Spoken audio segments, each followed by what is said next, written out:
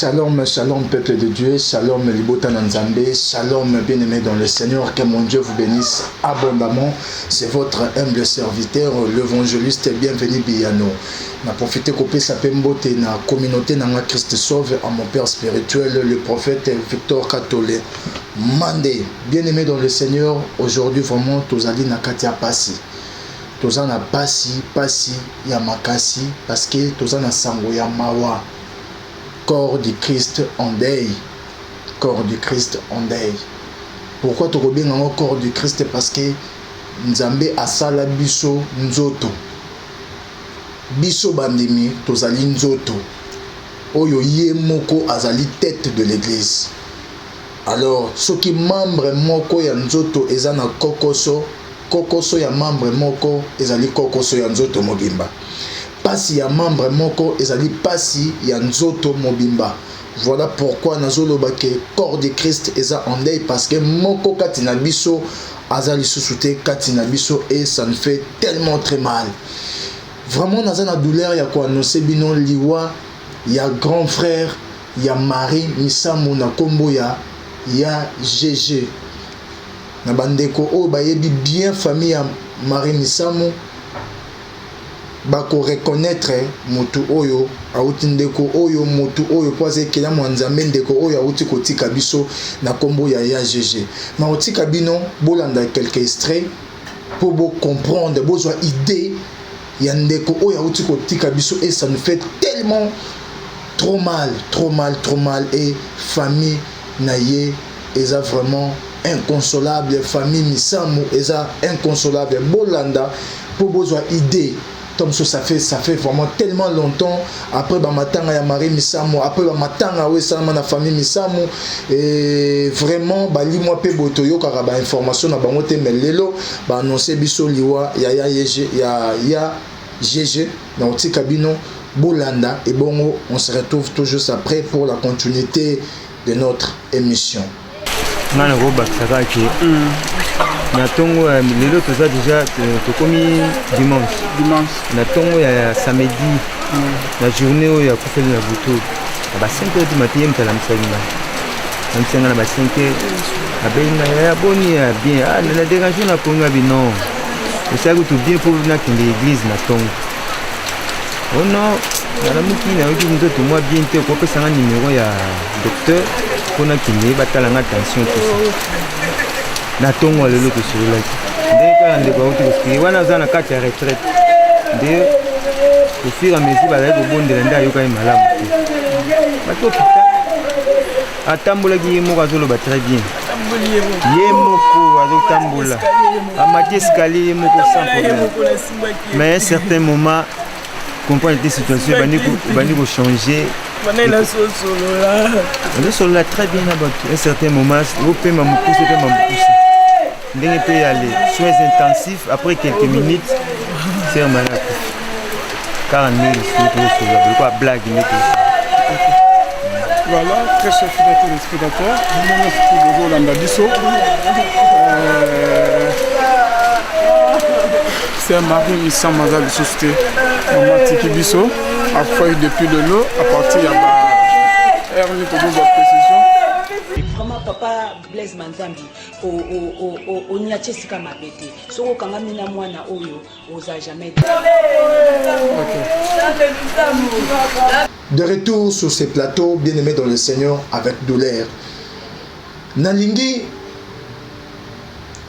par rapport ya sango ya mawa oyo ndenga apôtre Paul alobi ezala na ba moment ya malheur to ba moment ya bonheur, wana eza na ba version mususu, mais na version courant lokola ya Louis II, apôtre Paul azoloba ezala na ba moment favorable ou défavorable, nous devons prêcher la bonne nouvelle.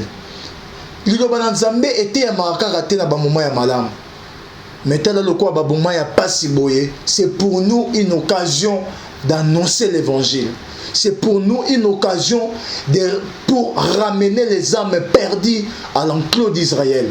C'est pour nous une occasion de faire retentir son y a tempête. Na bato baza musika, na bato bakena musika, bazonga pour kolo Yesu azozonga kana mingite. Avant tout cela, dans la Bible, dans Mokanda, il y a Ecclésiaste, parce que vraiment sango ya liwa oyo et meni bisoto réfléchir et meni bisoto ezana mamakambu ya moi ebele to koloba na kati exhortation oyo o eza ko servir biso comme des leçons. Ecclésiaste chapitre 7, le verset 14. Je lis au nom de Jésus. Ecclésiaste 7, 14. Au jour du bonheur, sois erré, et au jour du malheur, réfléchis. Dieu a fait l'un comme l'autre, afin que l'homme ne découvre en rien ce qui sera après lui. Nous disons Amen. Bien-aimés dans le Seigneur, avant tout cela, nalingi ofana malamu, parce que je vais parler. Livre Toti Kotanga, premièrement, et un livre na kombo ya Ecclésiaste. Ecclésiaste est un livre oyo Salomo azoye bako enseigner biso à ce qui concerne la vie sur la terre, à ce qui concerne la réalité à Mokili, à ce qui concerne la vie à Moutounase à Mokili.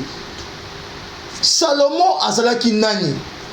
Salomon azalaki roi, un grand roi. Oyo a régné pe asala ba exploit na tanaye na époque naye. Lorsque son memabiso na kata maloba oyo na Ecclésiaste chapitre 1 tozaka kan Ecclésiaste chapitre 1 le verset 2. Azoloba vanité de vanité, tout est vanité. Pamba na pamba nyonso eza pamba. Je me suis demandé pourquoi Salomon azalaki poussé ayeba koloba maloba oyo ya kotalisa biso ke nyonso ya mokili eza pamba. Pourquoi? Pendant que ye azalaki na mbongo ebele, pendant que ye azalaki na basi ebele, eza na mutu moko te na mokili oyo azala na basi koleka Salomon. Kobanda na tana ye atana te batata ne David kino lelo et na mutu moko tazala na basi koleka Salomon. Bible est précisa Salomon azalaki na 1000 femmes et 700 concubines. C'est-à-dire qu'en tout général azalaki na 1700. C'est-à-dire eza na moto moko tazalaki na basi lokwa Salomon.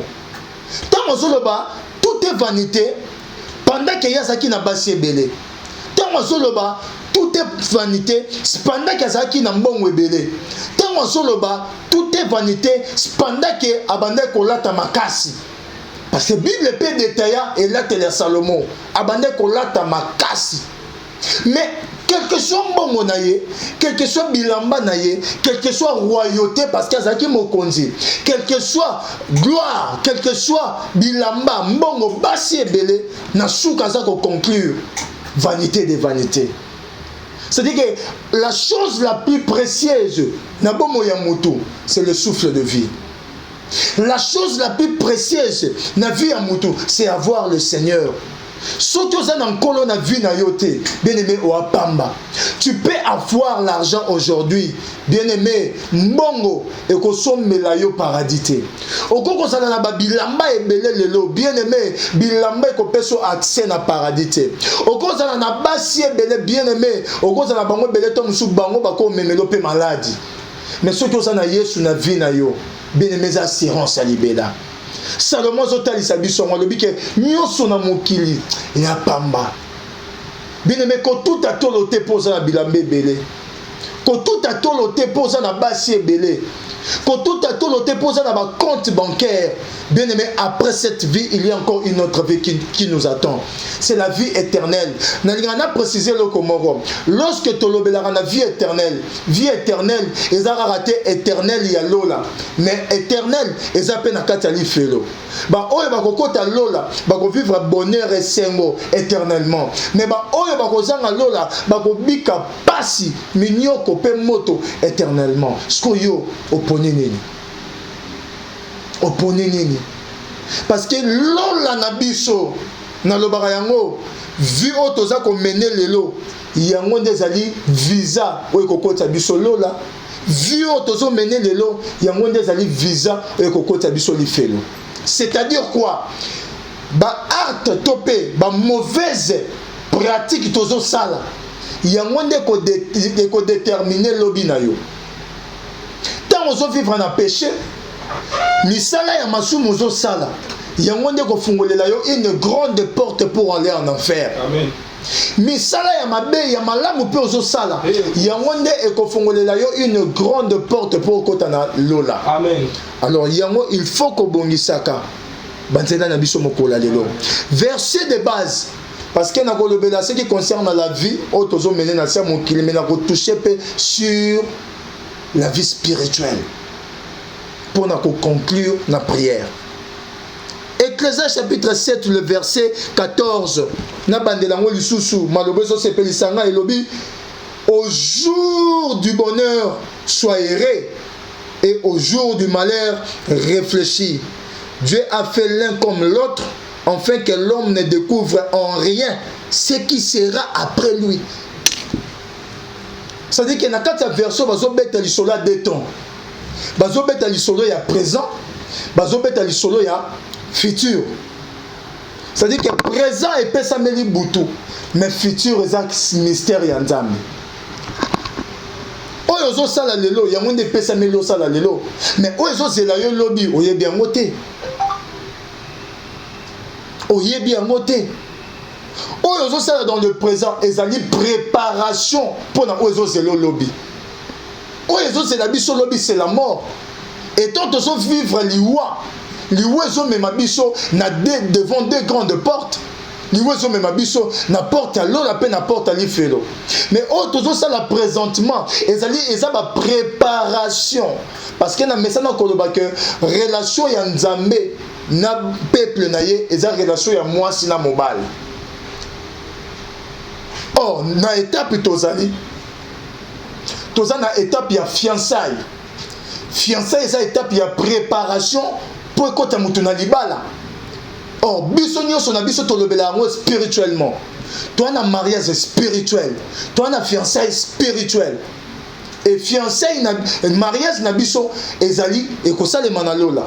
Et mobali ya libala ye wana le Seigneur Jésus-Christ. Mais na moment où tozali, nanu libala na biso est comme légalisé te.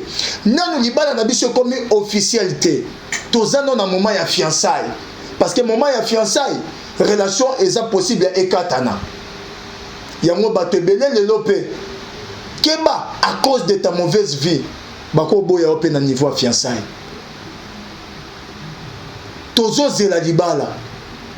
Yona lobi présent na biso ezalaka moment présent où ezali lié na vie à fiançailles. Ezalaka moment ya préparation pour na biso mwasi. Tokuta na mobala libala po tokota na ndako libala. Ce n'est pas n'importe qui ndako kota na ndako libala parce que le mariage ezali bilei ya bato baza mature. Na longo na étape wana, na une étape oyo. Au jour du bonheur, sois heureux. Mais au jour du malheur, réfléchis. Bien-aimé dans le Seigneur, dans les circonstances, nyonso eko komela mutu. Il faut que tu aies mutu et si comme moko peko banda ko réfléchir. Oye komeli ndeko na biso Jésus. Ekoki peko komela yo, ekoki peko komela nga, ekoki ko komela biso nyonso.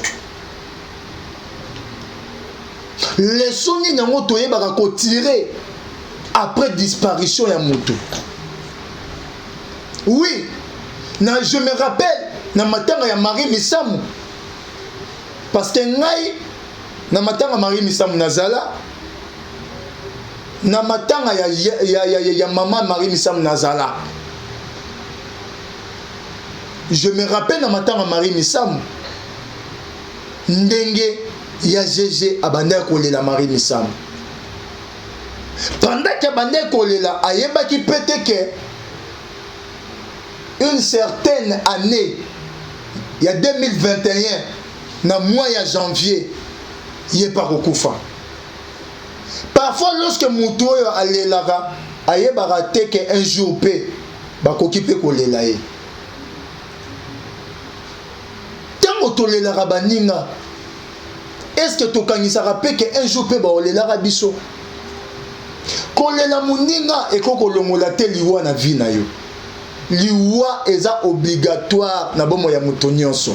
Eza na mutu moko ta ko vivre éternellement na siamo kila batu. Biso nyonso to botama poto kufa. Eza ndenge Ecclésiaste lobi.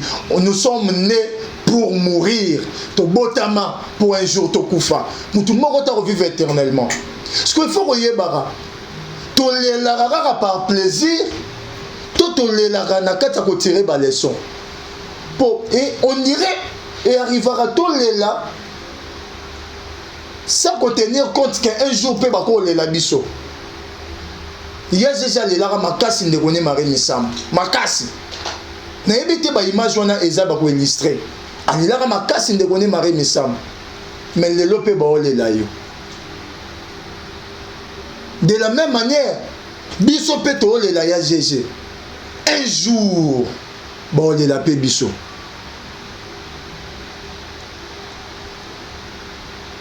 Bakolela rapé biso. Stop. Ah. Toye barako bongisa banzela na biso.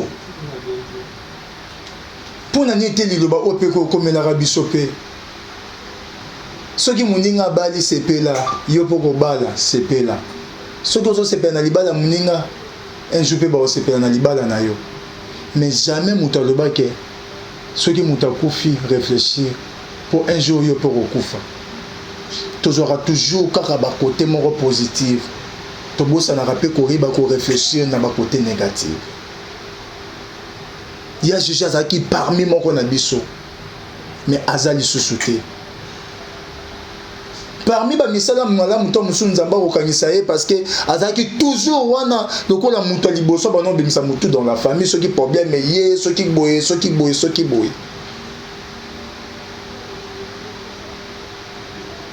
Il y a ces gens qui sont toujours prêts. Ce qui est problème est la famille. On luka toujours qu'on défend des familles, qu'on luka du sungi pour la famille. Qu'on ça la cotisation pour la matanga. De l'open na moni et ça na mutu musu super au ça la cotisation pour la matanga ya yemoko. Et ça la passe. Toujours na kati ya ko réfléchir dans le moment de malheur. Moi tu ko réfléchir par rapport ya vie na biso. Constant on a sali na kati ya famille Misamu. Ezali na lien moko. To mususu eza héréditaire. Na confirmé à moté mais naza ko exhorter. Parce que la Bible nous te pèse là, il y a qu'on réfléchir dans les moments de malheur. Nous allons réfléchir, toujours réfléchir bisognoso. Pourquoi quand même circonstance il est commis répétitive, même circonstance c'est ça qu'on s'est répercuté, même circonstance c'est ça qu'on bandait la marara. Ça c'est la 4e personne, si je ne m'abuse pas. Na famille Marie Misamu bakufa. Je me rappelle, je crois comment on est un Christian bon, n'attends à comboter mais les Marie Misamu kufaka. Après les Marie Misamu, tout le monde a dit Marie Misamu yo kufa. Après Marie Misamu, to yo mona maman Marie Misamu kufi. Après maman Marie Misamu mais qu'est-ce qui se passe dans la famille? So tolandi liwa ya grand frère ya Marie Misambo na liwa ya GG et kokana parce que grand frère ya Marie Misambo akufa ki avant Marie Misambo akufa ki asala ki crise ya GG pa akufi na crise. Mais pourquoi ba makambo et se répéter? Est-ce que ezali lien familial? Est-ce que eza mauvais sort? Est-ce que eza mauvais sort? Est-ce que ezali ba parole prononcée na ndenge ya mabe dans la famille? Okoloba nanga te ke Marie Misambo akufaki ane moko na ya na ye.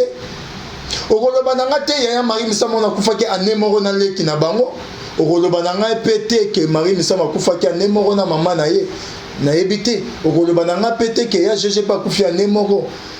C'est dit pourquoi ba année il faut mutu na kata famille akufa. Ce n'est pas normal. Liwa eza nena otu koloba on e bandeli, liwa eza normal. Il ne faut pas qu'on s'y oppose à Rabiso, mais Ecclésiaste, un sage. Au moins, il y a la sagesse à Salomon. Avant, assez la sagesse, Salomon, il est né sage. Avant, c'est la sagesse. Mais si on analyse sur la vie de Salomon, avant, c'est la sagesse. Salomon est sage. Parce que ceux qui Salomon est sage, jamais il n'y a qu'à la demande de Wana. Wasenga qui pas nzambe basage atana ba demande basage toye bara muto za sage donc on a un moment ya malheur il faut qu'on réfléchisse c'est qu'il faut tout réfléchir madame oui et là wa liboso et là wa mibale to suka raté na kokunda kaka mutu après kokunda mutu esili akufi kwa mbote nde bakongo balobaka non après kokunda batu il faut qu'on réfléchir liwa oyo euti wapi ekoti ndenge nini est-ce que ça liwa ya nzambe pourquoi eloko il faut salement pourquoi tel eloko il faut salement et ça pe na ba famille musu bazolandanga ndeko zolandanga na profiter parce que tant on a liwa eza occasion pesi na occasion na terre. Mais lorsque tu es dans un moment où tu es mort, tu es mort. Pour muto akufi oyoka raté, azana kondima kondimate. Tu es un bateau batikali na bon moy yonanga. Et ça peut na bandero ebele bazolandanga en ce moment. Et ça la circonstance moko ebande la marka na famille na bino. Bo remarka que ça na maladie moko boye. Bo tu vango normal. Que koko na biso belara maladie oyo. Et l'on pas coco et qui tient pas ya papa na biso et bomara coco mais n'est pas papa na biso bo et na mutu moko te abikaka na maladie papa na biso pe oh leka papa leka ndenge coco lekaka le combien pas ya grand frère na bino liboso bo trouver au normal et qu'on ne pas grand frère et quitter pas ya mwana suka et comme que na famille mobimba batu bakufaka na maladie moko ce n'est pas normal. Chaque année, bino beaucoup fisaka mutu, ce n'est pas normal. Tous aba chrétiens auto silikaka. Mutu moko beli na malade nyokwami, to siliki to tombo to telemi penda, to bi plus jamais na famille na ngai maladi oyo nyokoli mutu tel et ko kitaswe pas mutu susu anyokwama. Il faut que telema ka bien aimé, faut ko kotaka na molinu.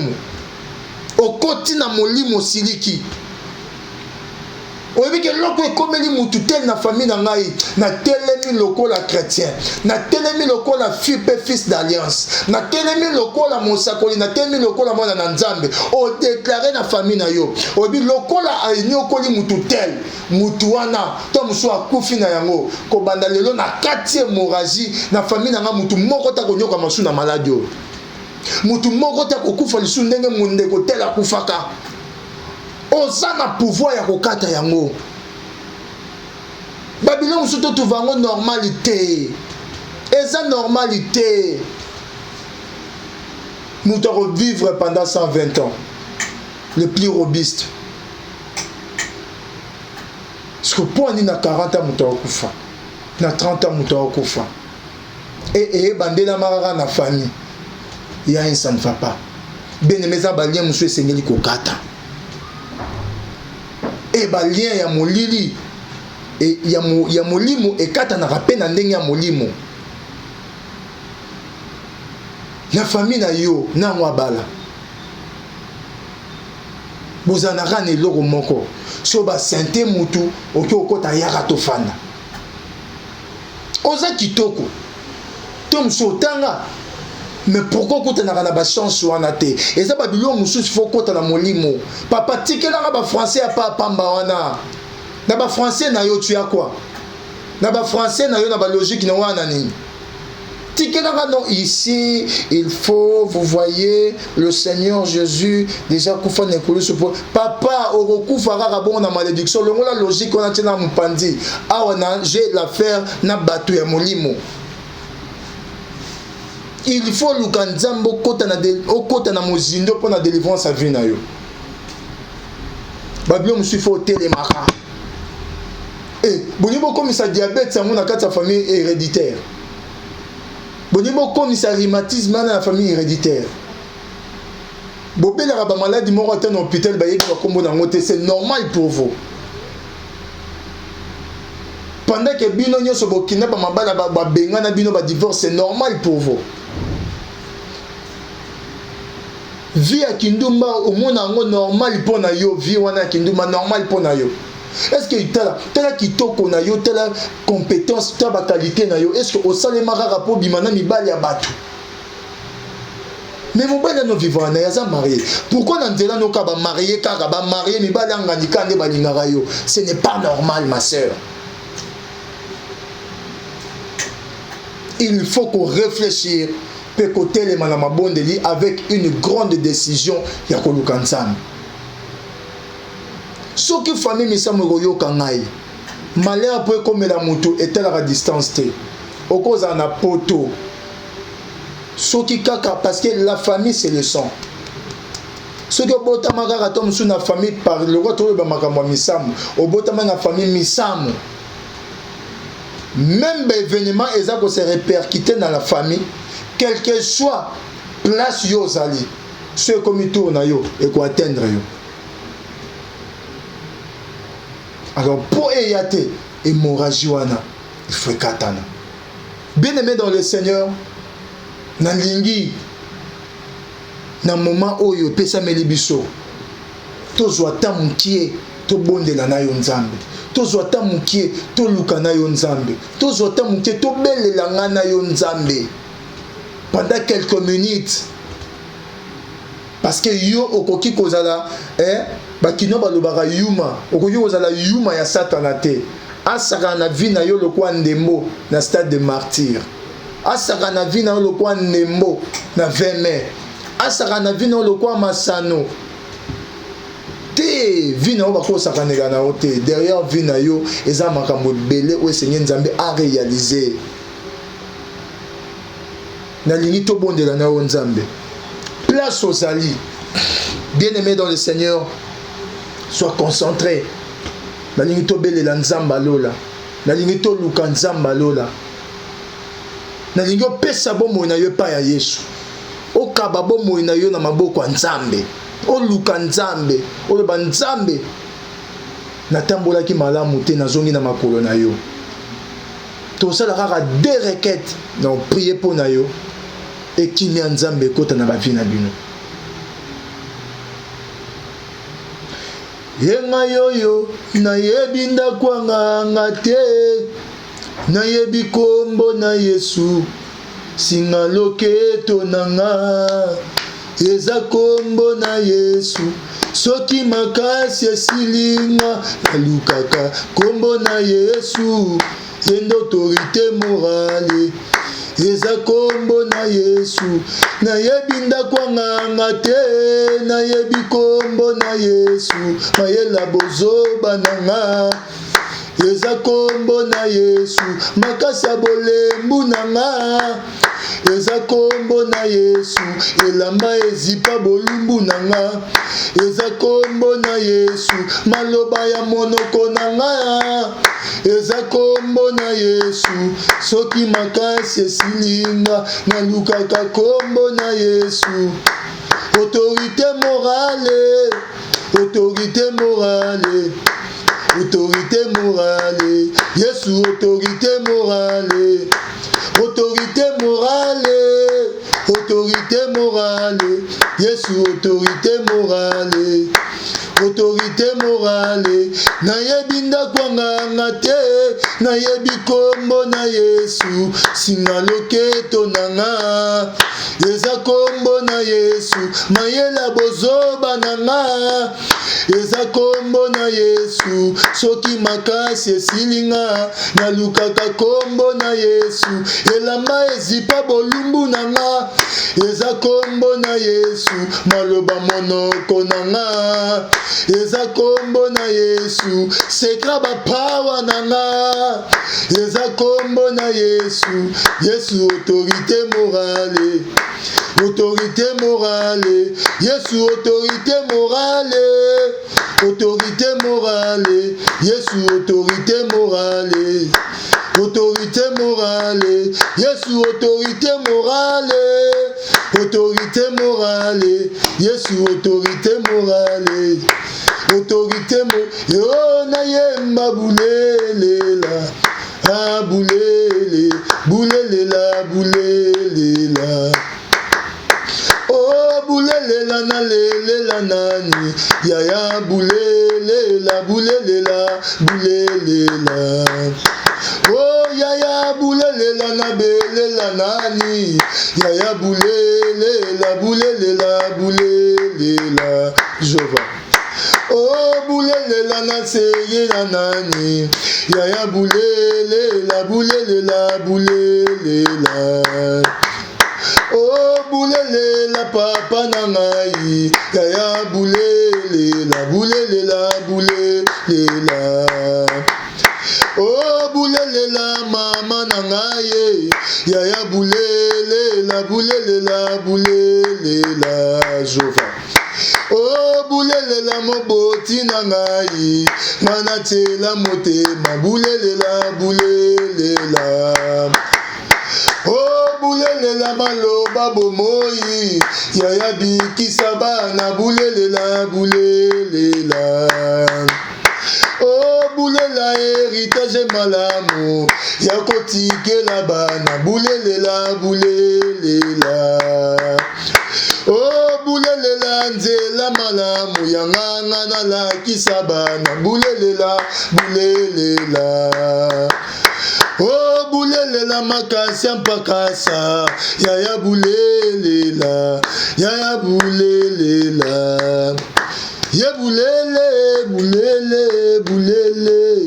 abulelela abulelela yende bulelelelelelelelele abulelela bulelela ye bulelela bulelela ya bulelela abulelela abulele bulelela abulelela abulelela. Bien-aimé dans le Seigneur, on a lingi o répéter malobo na simananga loba nkolo Yesu. Na yo kili loba na yo. Na ndimi yango. Na motema na ngai mobimba. Na mitiki na maboko na yo. Na mikabi na maboko na yo.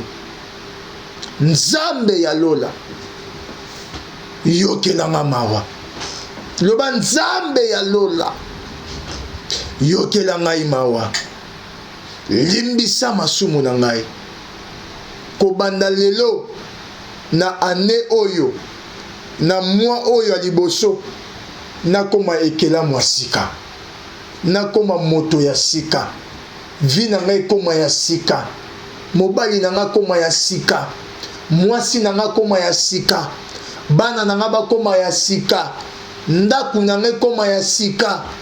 misala na ngai koma ya sika, ba projet na ngai koma ya sika, santé na ngai koma ya sika, au nom de Jésus. Nalingi tosa la dernière requête avant de prier pour nayo. Nalingi oyeba ko kata ba lien nyonso oyo esalema na famille. Babongisa na kati ya famille pe batiango na kati ya lien bozo vivre kati na yango. Chaque année il faut beaucoup faire ça. Bien aimé kati ya ba lien wana. Chaque année il faut mutu moko na kati ya famille abela. Bien aimé kati ya ba lien wana. Ata odmize mbongo na kati ya ba faire ekenda liboso te pendant ba misu ba oke liboso. Bien aimé kati ya ba lien wana. Eloko nyonso ya mabe o remarka na vie na famille na yo et se répétera bien aimé na pokwa lelo kata yango au nom de Jésus. Tobaki ko bondela au nom de Jésus na kombo na Yesu Kristo. Oh rokobo sakaya ba shetere bo shandala base. Au nom puissant de Jésus-Christ de Nazareth, Père éternel, Yahweh nanguya o epesa melangai. Nazo prier na bandeko na ngai. Yahweh balien nyonso esalama na kati ya vie na bango. Na kati ya ba foyer, na ba famille, na ba santé. Yahweh na misala, na vie ya bana, na vie ya mobali, na vie ya mwasi. Yahweh na ba projet. Nyonso esalema na ndenga molili. Seigneur na kati yango ekatana au nom puissant de Jésus-Christ de Nazareth. Au nom puissant de Jésus-Christ de Nazareth. Au nom puissant de Jésus-Christ de Nazareth, Seigneur. Kango la peuple na yo. Au nom de Jésus-Christ. Nous allons prier pour Nayo Tikala Kimia. Seigneur Dieu de gloire. Naye ko recommande. Peuple na yo katina maboko na yo, Seigneur. Na sengi mawa na yo. Zamba lola. Ezali kona libota na yo. Sanctifier peuple na yo. Purifier peuple na yo. Seigneur, na masumu na bango nyonso, olobi na makomi na yo. Celui qui garde ses transgressions ne prospère point. Mais celui qui l'avoue et les délaisse obtient miséricorde. Seigneur Dieu, le ko la bandimi ko avouer ma bena bango. Pesa bango makasi ya kozwa décision ya kotika pe ya kolanda nzela na yo. Singa nyonso oyo ekanga bango na ndenge ya famille. Singa nyonso alliance nyonso oyo accompagnera bango et assistera bango na makambo nyonso. Seigneur na poko ya lelo alliance wana ezala brisée au nom de Jésus. Yahweh kango la peuple na yo na ba mauvaise alliance. Kango la peuple na yo nzambe na ba vie ya mabe. Pesa bango vie ya sika. Na souffle bomo ya sika kati na vie na bango. Na souffle vie ya sika kati na bango. Na souffle visitation à Saint-Esprit. Na souffle présence à Saint-Esprit. Na souffle Seigneur Dieu de gloire. Bon nzambe na ndaku nyonso ezwi libakwa kolanda ngai. Au nom de Jésus, nous t'avons ainsi prié. Amen. Que le Seigneur Dieu de gloire vous bénisse. Na souhaiter le bienvenu na bandeko nyonso oyo ayambaki Yesu te mais andimi ko yamba Yesu na bomo na ye to souhaiter bino le bienvenu. Vous allez le bienvenu na kati ya famille ya Jésus-Christ. Ana posa mutu nyonso. Nzamba pambola bino, nzamba pambola biso nyonso bandeko bozwi libaku ya kolanda biso cet après-midi. Nzamba pambola bino. Ba programme ya matanga ya YGG famille na bimisité.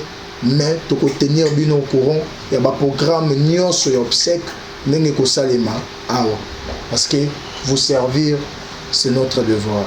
Que le Seigneur Dieu de gloire vous bénisse abondamment. C'était votre humble serviteur l'évangéliste bienvenu Bianomou Koya Wakapinga. Pour tout contact kotananga na numéro affiché na barre écran nzambalola ozangate ko soutenir pe ko assister nzambalola apambola bino.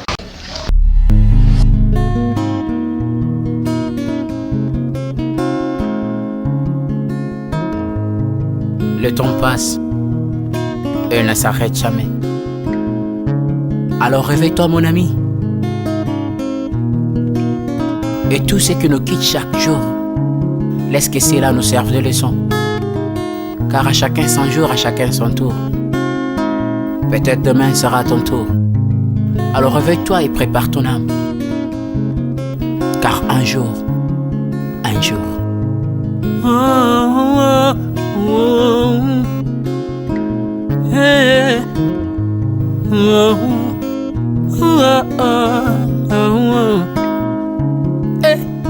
Le temps passe, le jour s'envole, s'en va si vite sans laisser de traces. Comment faire pour l'arrêter, car il nous amène vers le jour de départ. Tous efforts avant nous n'ont pu l'arrêter. Il s'en va sans arrêt, sans pitié, ni nous laisse le temps de faire nos bagages, et de tout mener. Le temps passe, le jour s'envole, s'en va si vite sans laisser de traces.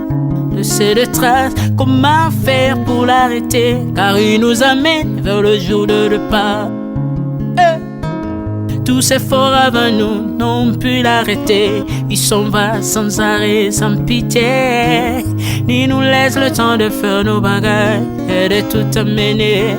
Il s'en va seul sans nous. Faut me perdre tout plutôt que de perdre son âme, À quoi bon tout gagner, ben sera que vanité. À quoi bon tout gagner, perdre son âme si l'on est censé de tout laisser. Moninga, verser le sang de l'autre, demain sera le tour, tu seras seul comme dans un miroir. À quoi bon tout gagner, perdre son âme si l'on est censé de tout laisser. Moninga, verser le sang de l'autre, demain sera le tour, tu seras seul comme dans un miroir. Où tu rendras compte devant le Seigneur toute ta vie sur terre. Après avoir tout gagné, l'on s'en va seul, sans rien amener. Moninga, faut me perdre tout plutôt que de perdre son âme.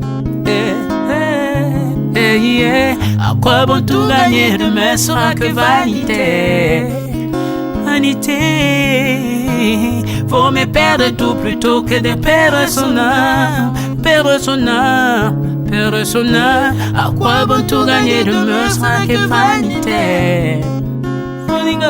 Moninga, tala tangwe koleka. Moninga, tala bato bako kende. Kosala lolendo na mokili okanisi mokili yango yayo, tala bato bakoleka. Tango ekomema ngai, tango ekomema, tango ekotika moto te. Bakulutu bayakala basi bakende. Moninga, tala tango ekomema. Papi Charles Mombaya si akenda kala. Otango eza komema. Ya Marie si akenda misa mungolo tala tango ebebi papa de baba si akenda kala. Tango eza koleka. Ale moloto si akenda kala. Tango eza koleka. Ata mobutu sesese kokukungwendo wazabanga asi akenda kala. Tango eza koleka. Muse Laurent Désiré Kabila akenda kala. Tango eza koleka.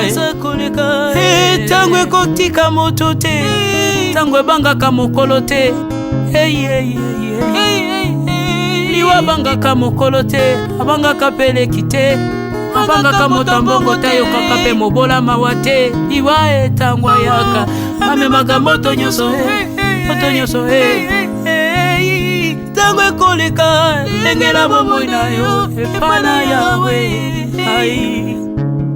Tango ekomema, engela bomoi na yo mokolo na yo ekoya, okokende ndenge nini.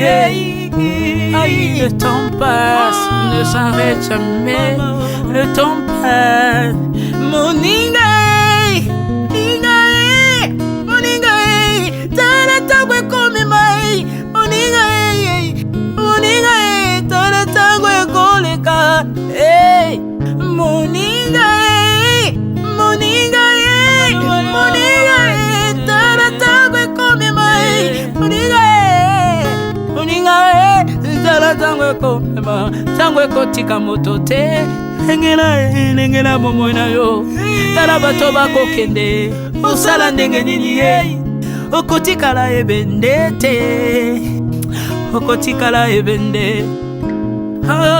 Le temps passe, ne s'arrête jamais. Le temps passe, ne pardonne jamais. Le temps passe, ne s'arrête jamais. Lingela bomo. Moni lengwa salama sebu wakenaka. Otama zako lingwa salama sebu wakenaka. Tala tangwe kolika lingwa salama sebu. Kolonyo sobato baboke tangwe zako lekae nalela pona nini nalela pona nini tangwe zako lekae ai ai tangwe zako lekae ai tangwe zako lekae le temps passe. Oh Alvine Bea tala tangwe koleka